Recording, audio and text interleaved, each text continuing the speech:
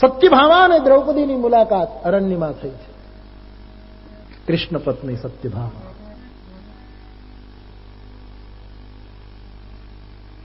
કોઈ પણ સ્ત્રીના મનમાં આવો પ્રશ્ન ઉઠતો હોય છે. એ 5000 વર્ષ પહેલા પૂછાણો.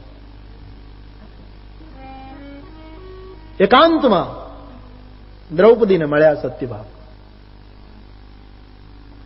અને કહ્યું, બેન, મારે એક બહુ જ ખાનગી વાત પૂછવી છે. શું? આ 5 પતિ તારા અને 5 સમર્થ, કોઈ સામાન્ય તો નથી. અર્જુન, ધર્મ, ભીમ, કર્મા, વૃકોદર, સહદેવ, નકુલ, કેવા કેવા આભને ટેકા દે એવા લોકો. હા, એકાંતમાં મળ્યા છે. બહુ જ ખાનગીમાં પ્રશ્ન પૂછાયો. વ્યાસજીએ મહાભારતની પેટી મૂકી દીધો. હું એને ખુલ્લો કરી નાખું. પૂછ્યું દ્રૌપદીને સત્યભામાએ, આ 5 પતિને તું વશ કઈ રીતે રાખે છે? મારે કૃષ્ણને વશ કરવો છે, એનો કોઈ ઉપાય બતાવો. આ બધા બહેનો ઈચ્છતી હોય, બધી બહેનો ઈચ્છે કે પતિને વશ કેમ કરવો, મારા કાબુમાં કેમ રહે છે. જ નારી બિબાસ નર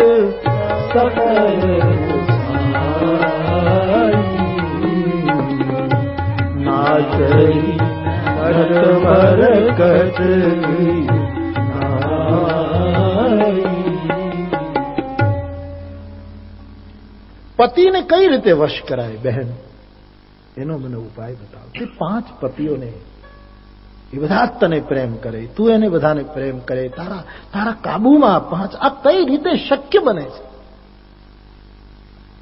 બહુ સરસ જવાબ યજ્ઞસેની આપે છે દ્રૌપદી. કહ્યું કે બેન, ખોટું ન લાગે તો કહું, પહેલા તો પતિને વશ કરવાનો તારી વાત જ નિરર્થક છે. એ વાત જ ભૂલી જા, અપ્રસ્તુત છે. કારણ કે જે પતિને ખબર પડી જાય કે મારી પત્ની મને વશ કરવા માંગે છે, એ પતિને પત્ની ઉપર કોઈ દિવસ પ્રેમ નહીં રહે. દ્રૌપદી બોલ્યા, આ શીખવા જેવું. 5000 વર્ષ પહેલા આજની નારી માટે આ એક નારી ભગવદ્ ગીતા ગણી શકાય. આ એક નવી નારી બહેનો માટેની ભગવદ્ ગીતા કહી શકાય. 2 અધ્યાય. પુરુષને વશ કરવાની વાત છોડી દે બેન, કોઈ દિવસ વિચારીશ નહીં બાપ સત્યભામા. અને તું વિચારીશ ને, જો કૃષ્ણને ખબર પડશે, પુરુષને ખબર પડશે, તો એ પુરુષને સ્ત્રી ઉપર પ્રેમ નહીં રહે અને પછી આખું જીવન સળગશે. એ વાત જ તું ચૂકી જા. પણ તે મને પૂછ્યું છે, તો મારા પાસે જો તારે નારી ધર્મ શીખવો હોય તો હું બતાવું. દ્રૌપદી બોલી. આમ તો બહુ મેં વિચાર્યું આના ઉપર, વાંચી પછી જોયા કરું. એટલે અત્યારના નારી સ્વાતંત્ર્ય કાળમાં દ્રૌપદીની બધી વાત કઈ બધા સ્વીકારે કેમ, મુશ્કેલ છે. પરંતુ નિરર્થક નથી. આર્ય નારી માટે કહેવાયની વાત. થોડાક સૂત્રો. પેલું ડેલ કાર્નેગી લખે છે ને, એ તો ખુશામત છે, એ તો આળ પંપાળ છે.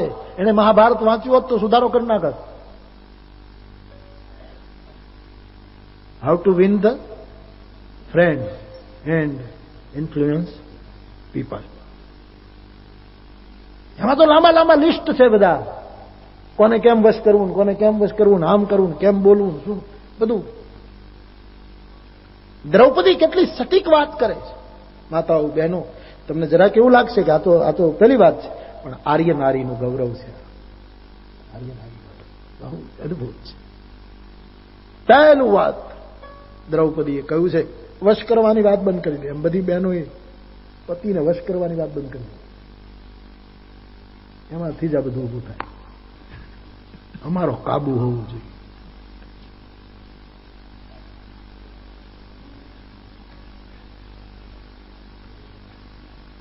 પેલાનો અહંકાર ઘવાય અને પછી ઘર્ષણ ઉભું થાય. એટલે પહેલે ધડાકે તો એ જ વસ્તુની ના પાડી દીધી, પછી કહ્યું કે હું આ રીતે જીવી છું, એને લીધે આ બધા જ મને પ્રેમ કરે છે, હું એને વાલી લાગુ એ મને, અને અમને બધાને પાછા કૃષ્ણ પ્રેમ કરે. તો બોલે તું કઈ રીતે જીવે છે મને બતાવ. એમાં પહેલું દ્રૌપદી બોલી છે કે આખા કુટુંબમાં સૌથી પહેલા હું જાગું છું.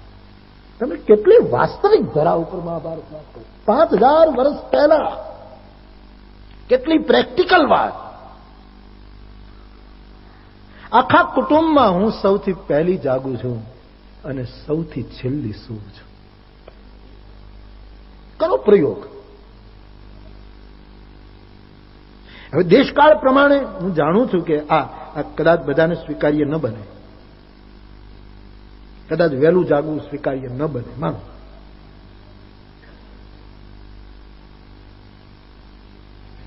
તો છેલ્લું સૂવું તો સ્વીકાર્ય બને. પણ પાછો પ્રશ્ન એ આવશે, તમે તો નહીં પ્રવાહમાં તણાતા જશો, પણ પાછો પ્રશ્ન આવશે કે મોડા હોઈને વહેલા કેમ જાગીએ. આ કઈ પ્રેક્ટિકલ નથી લાગતું, આ કઈ બહુ જ વ્યવસ્થિત નથી લાગતું. પણ જેના ઘરમાં રામરાજ્ય લાવવું હોય એના માટે તો સૂત્ર છે.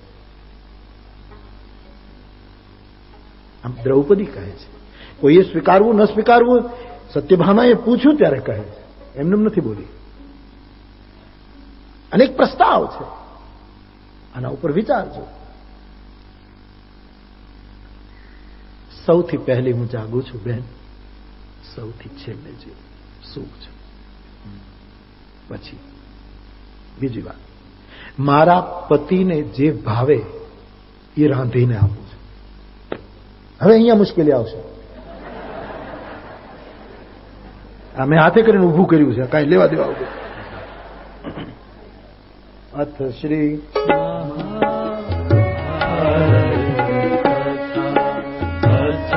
શ્રી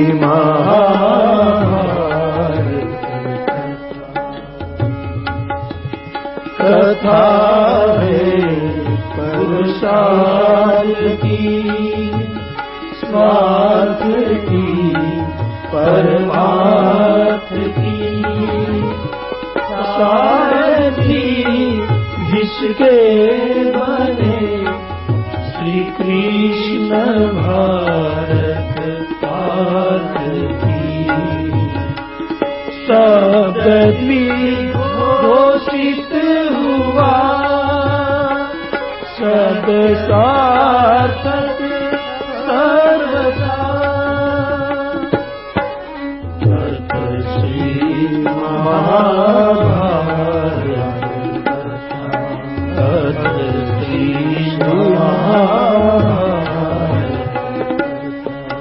अर्थ श्री महाभारत. मुख्य मुख्य मुद्दा आपने कही दो. 2 અધ્યાય છે આખા. મારા પતિને જે ચીજ ભાવે એ હું એને બનાવી આપું. હવે આમાંથી પુરુષો તો ખોટો જ અર્થ લઈ લેશે કે બાપુએ કીધું છે, 5000 વર્ષ પહેલાની શાસ્ત્રની વાત મૂકી છે, મને તો આ બનાવી દે. નહીં, આ વખતે બહેનોને મારે નથી કહેવાનું, આ વખતે પુરુષોને કહેવાનું. તમારા ઘરમાં ધર્મનું આચરણ થતું હોય એમાં તમે વિઘ્ન ન કરો. કમસે કમ તમારું જલ્દી ન છૂટે તો ઘરમાં ન બનાવડાવો, બહાર જઈને ખાયા. પછી ત્યાંથી ઓછું કરો. પછી એમ કરી કરીને ધીરે ધીરે બધા જ દરવાજા ખુલ્લા રાખો છો, તમને જેમ અનુકૂળ પડે. પછી કોઈ એવી ચીજ તમે પસંદગીની કરો ના કે તમારી પત્ની હોશે હોશે એ બનાવે.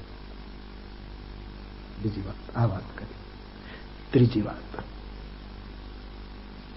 મારા પતિના જે મિત્રો છે એને હું બહુ આદર આપું છું.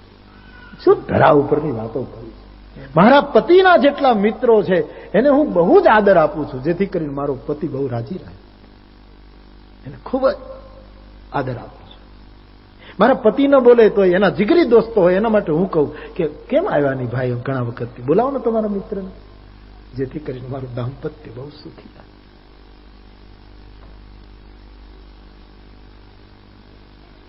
એના સખાઓને હું આદર આપું છું. બહુ જ ધરા ઉપરની વાત, બહુ જ વાસ્તવિક વાતો દ્રૌપદી બોલ્યા છે. મારા પતિને જેની સાથે દ્વેષ છે એની સાથે હું વાત નથી કરતો. આપણે કેટલું જરૂરી છે, કેટલી વ્યવહાર કુશળતા. પાંડવો છે એને ઘણાની સાથે નથી બનતું, ઘણા દ્વેષ રાખે છે એને પણ દ્વેષ થાય છે. અર્જુનને કર્ણ તરફ જરા ખટકો છે, કર્ણને અર્જુન તરફ ખટકો છે. તો મારા પતિને જેના તરફ દ્વેષ છે અથવા તો એનો દ્વેષ જે કરે છે એની સાથે હું બોલતી નથી. પોતાના પતિને જેના સાથે દ્વેષ અથવા તો જે પતિની સાથે દ્વેષ કરે એને ટેલિફોન ન કરવો, સીધું ઘણી જ છે, એની સાથે વાત ન કરવી. સુખી થવાના રસ્તાઓ છે બા. જો સુખી થવું, કોગળા કરીને સાંભળશો, મોઢું સાફ કરીને તો ફાયદો થશે. પહેલું કહ્યું, હું સૌથી વહેલી જાગું, છેલ્લી સૂવું, મારા પતિને ગમે એ રાંધી દઉં, એના મિત્રો હોય એને આદર આપું, એની સાથે દ્વેષ કરે એની સાથે હું વાત નફરત કરું એમ ન કહ્યું. હું એની સાથે સંબંધ ન રાખું, મારે શું લેવા દેવા છે, મારે એની સાથે શું લેવા દેવા. ચોથું બહુ જ મહત્વનું કહ્યું, આગળનું સૂત્ર, મારી સાસુને હું બહુ આદર આપું છું. આ મહાભારતની વાત છે, અમારા ખિસ્સાની વાત નથી. મારી સાસુને હું આદર આપું છું. હવે પછી સાસુ મેં આગળ વર્ણવી એવી પણ હોય કે સાસુઓ તો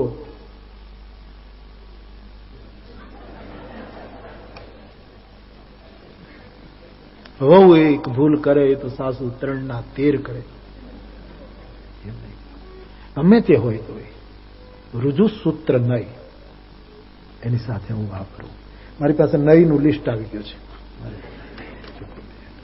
ગઈકાલે વાત કરી હતી, આખી રામાયણમાંથી 11 વખત નહીં શબ્દ ગોત્યા છે.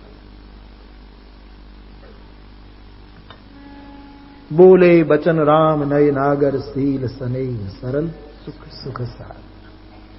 અયોધ્યાકાંડમાં સબ સાદર સુની મુનિબર વાણી નય પરમાર્થ સ્વાર્થ સાણી. બીજી વાત નહીં. લગે કહન ઉપદેશ અનેકા સહિત ધર્મ નય બીરતી વિવેક. ધર્મ ધુરી ન ધીર નય નાગર સત્ય સનેહ સીલ સુખ સાગર. જદપि કહી કપી અતિહિત બાણી ભક્તિ વિવેક બીરતી નય સાણી. मैं जानव तुम्हारी सब रीति अति नय निपुण न भाव अनीति. सकसर एक सोसी सत सागर तव भ्रात ही पूछे नहीं नागर. भरत विनय सादर सुनी करी विचार बहोरी. साधु मत लोक मत नृप नय निगम निचोरी. धर्मराज नय ब्रह्म विचारो यहाँ जथावती मोर. तुम कपीस अंगद नल नीला जामवंत मारुति नयशीला. 11 वखत नय शब्द. रुजु सूत्र नय. મહાવીરે તો 7 નહીં કહ્યા, તુલસી 11 કહ્યા. મહાવીરના સમણ સૂત્રમાં 7 નહીં, 11. હું મારી સાસુને આદર આપું છું.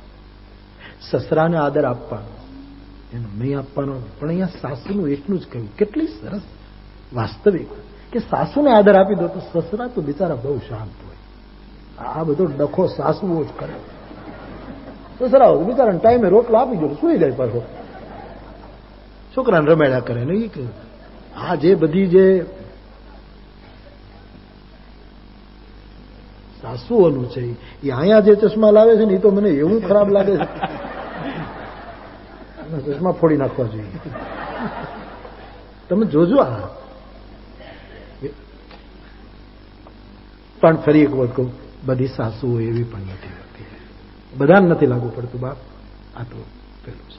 જેમ કરોડપતિને કોઈ કીધું કે તમે નિર્ધન છો તો કરોડપતિ હોય એને ખોટું નહીં લગાડવું, કારણ એમ જે સારા છે એને જરાય દુઃખ નહીં લગાડવું. અને ઘણું સારું વાતાવરણ છે. પહેલાની સાસુઓ તમે જુઓ, હવે તો બહુ સારું થઈ ગયું. નહીતર દીકરીઓ કુવા પૂરતી કેરોસીન છાંટીને સળગી જતી, કેટલા કેટલા અપઘાતો, સાસુઓનો ત્રાસ હતો. હવે તો સાસુઓ બહુ સારું જીવે છે. વહુએ પાછા બદલા નહીં લેવાના. એમ નહીં માનવાનું કે સાસુ એ બહુ, મારી સાસુને આદર આપો છો. આગળની વાત દ્રૌપદી બોલ્યા છે, મારા પતિ જયારે ઘરે આવે, કુટિયા ઉપર આવે, અમે નગરમાં હોઈએ ત્યાં અરણ્યમાં ઘરે આવે, ત્યારે હાથ પગ ધોવા માટે હું પાણી આપું અને પછી પીવા માટે જળ આપું. એટલે આમ 5000 હું વિચાર્યા કરું કે આપણા માટે કેટલી કાળજી લીધી દ્રૌપદીએ, કેટલી એને ચિંતા કરી આપણા જીવન માટે. હું એને જળ આપું, એ રીતે હું એને સ્વાગત કરું. એના કરતા એ મહત્વની વસ્તુ, એક ઉપરની વસ્તુ સમજો. મારા પતિ અને ઘરમાં હું મારી જાતને સ્વચ્છ અને સુઘડ રાખું છું. જેમ તેમ ન રહું. મારા કપડા, મારું રૂમ, મારું ઘર, એને હું સ્વચ્છ રાખું છું અને સુઘડ રાખું. આ બધી વસ્તુ આચરવા જેવી છે બા. જેમ તેમ બધું પીડ્યું હોય એમ નહીં. ઘરને સ્વચ્છ, મારા કપડા સાફ સુથરા, હું સુઘડ રહું, સ્વચ્છ રહું. પણ એના કરતા મહત્વની વસ્તુ દ્રૌપદી બોલ્યા 5000 વર્ષ પહેલા, મારા પતિ પાસે હું જાજા અલંકારોની ક્યારેય માંગણી કરતી કે મને ઘરેણા લાવી દો, જટ જાઓ ચંદન હાર લાવો. એમાંથી જ ભડકા થાય છે. આ લાવી દો ને, આ લાવી દો ને, આ લાવી દો. તારે ગળું છે પહેર, અમારું તો દબાવી દીધું તે. તારે ગળું છે પહેર, હાર ને બાર ને બધું પહેર, અમારે તો છીપી દીધું છે. કેટલી કેટલી મહત્વની વાત છે. તમે, હું જાજા અલંકારની અપેક્ષા નથી કરતી કે તમે મને આ લાવી દો, તમે મને આ લાવી દો, તમે મને આ લાવી દો. પતિ પત્ની બજારમાં નીકળ્યા હતા, પતિનો હાથ પકડી કે એ આમ ઉભા રહેતો, આમ ઉભા રહેતો. અરે પણ શું એ કરત છે શું કે આમ તમે જુઓ તો સાડીના 10 રૂપિયા, નાયલોનની સાડીના 10, ટેરીકોટનના 15 અને આના 7 રૂપિયા. આટલું સસ્તું લઈ લઈએ. બોર્ડમાં જ ઇસ્ત્રી કરવાનો ભાવ લખ્યો છે. આમ હાલ, આમ ઇસ્ત્રી કરવાની.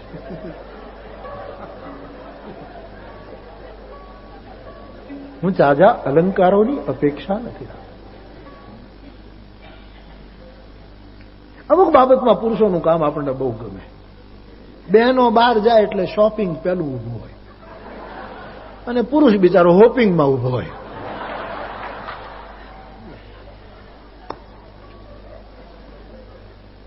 આ દુનિયામાં દુકાનો બહેનો ઉપર જ ચાલે. શોપિંગની દુકાનો એના ઉપર જ ચાલે. જો કોઈ બહેનો શોપિંગ ન કરે તો આ બધા ખાલી કરીને વ્યા જાય, કથા સાંભળવા વ્યા બધા.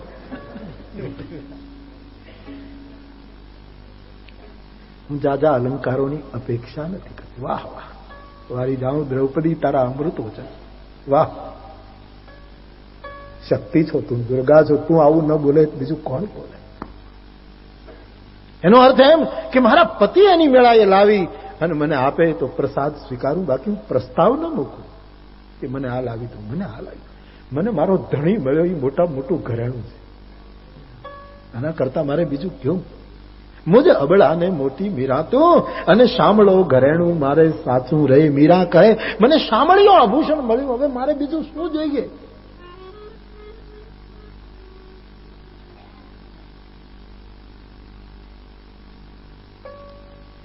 હું અલંકારોની જાજી અપેક્ષા નથી રાખતી. એના કરતા ઊંચી વસ્તુ, બહુ સરસ વસ્તુ મળ્યા છે. મારા પતિને ભોજન કરાવી અને પછી હું ભોજન કરું. હવે આમાં હું છૂટ આપું છું તમને. એ કરી લે પછી તમે જમો એવું નહીં, સાથે જમો, એક થાળીમાં જમો. જો કોળિયા ખવાય એવું વાતાવરણ હોય તો, નહીતર આગમાં હાથ નાખતા હોય એવું વાતાવરણ હોય તો હોટલમાં જઈને ગાંઠિયા ખાઈ લેવા.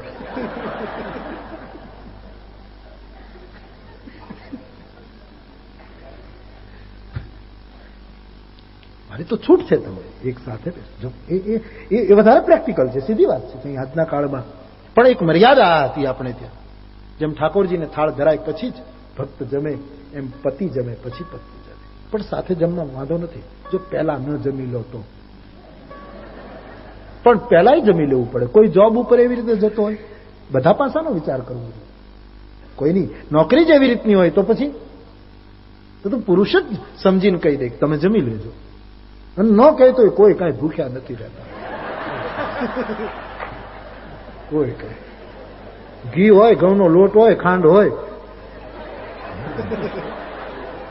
જેમાંથી ક્યાં, મેં તો ખાલી થોડોક શીરો ખાધો. જમવાનું તો મારે તો તમે આવો પછી જ તે. મારે તો શીરાની તો છૂટ છે, ઠાકોરજીને ધરાય, શીરો ખાલી ખાધો. મેં ક્યાં કાંઈ ખાધું છે?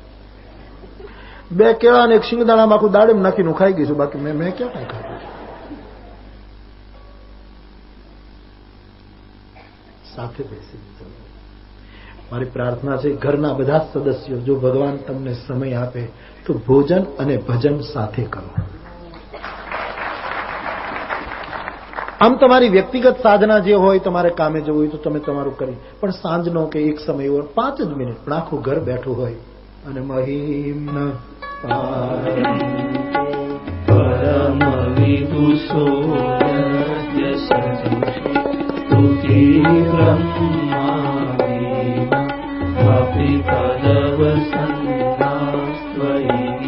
હનુમાન ચાલીસા કરો. પણ કદાચ એ પણ સહજ ન બને તો ભોજન તો સાથે કરો. એ પણ અનુકૂળ ન હોય, ચાલો દેશ કે બધા પાસાનો વિચાર કરવો જોઈએ. કોઈ વસ્તુને જડતાથી ન લેવાય. એકાબીજાનો આદર રાખીને ભોજન કરે. સાથે બેસી જવો. કોઈ ન હોય ને એકલા બેઠા હોય તો એકાબીજાને કોળિયા આપો, એને વાંધો નથી. એ તમને કોળિયો આપે, તમે